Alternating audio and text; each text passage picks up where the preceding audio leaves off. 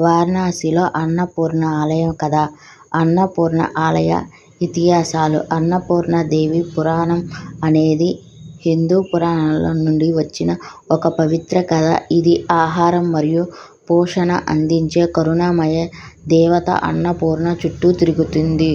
హిందూ మత సంప్రదాయంలో ఈ పురాణం గొప్ప ప్రాముఖ్యత కలిగి ఉంది మరియు ఆకలితో ఉన్నవారికి ఆహారం ఇవ్వడం మరియు నిస్వార్థ సేవ చేయడం యొక్క ప్రాముఖ్యతను హైలైట్ చేస్తుంది.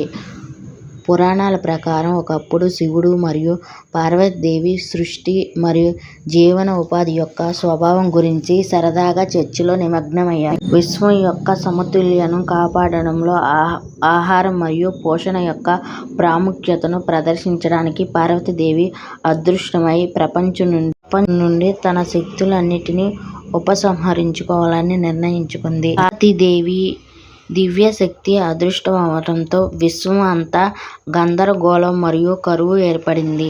పంటలు పాడైపోయి, జంతువులు బలహీనపడ్డాయి మరియు ప్రజలు ఆకలి మరియు పోషకాహార లోపంతో బాధపడ్డారు.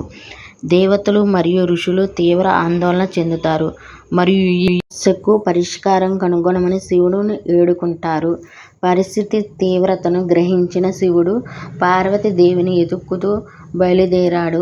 ఆమె దైవిక శక్తులను పునరుద్ధరించి ప్రపంచానికి శ్రేయస్సును తిరిగి తీసుకురావాలని ఆమెను ఒప్పిస్తాడు. సుదీర్ఘమైన మరియు కఠినమైన శోధన తర్వాత శివుడు హిమాలయ వాగులో పార్వతిని కనుగొంటాడు. ఆమె ఉద్దేశాన్ని భావాన్ని తిరిగి రగిలించే ప్రయత్నంలో శివుడు పార్వతీదేవికి కరుణ స్వభావాన్ని ప్రార్థిస్తాడు. విశ్వ సమతుల్యతను కాపాడడానికి అన్ని జీవులను పోషించడం యొక్క ప్రాముఖ్యతను నొక్కి చెప్తాడు.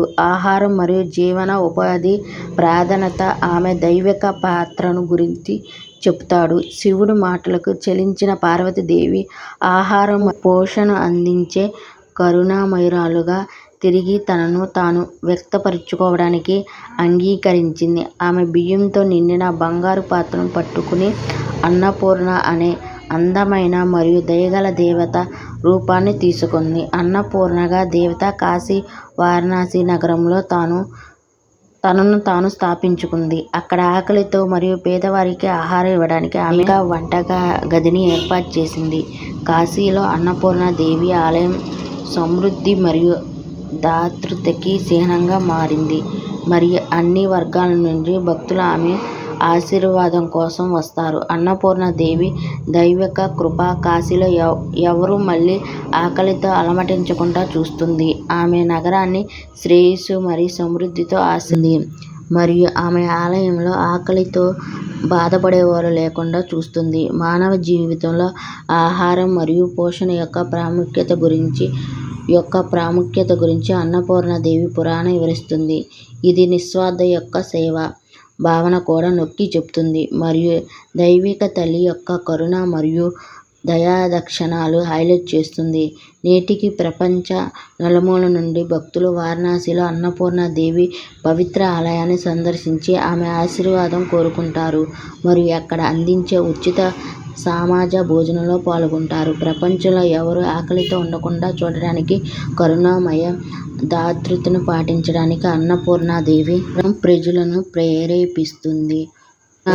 వీడియో నచ్చితే ఒక లైక్ చేయండి. మరిన్ని వీడియోల కోసం నా ఛానల్ సబ్స్క్రైబ్ చేయండి.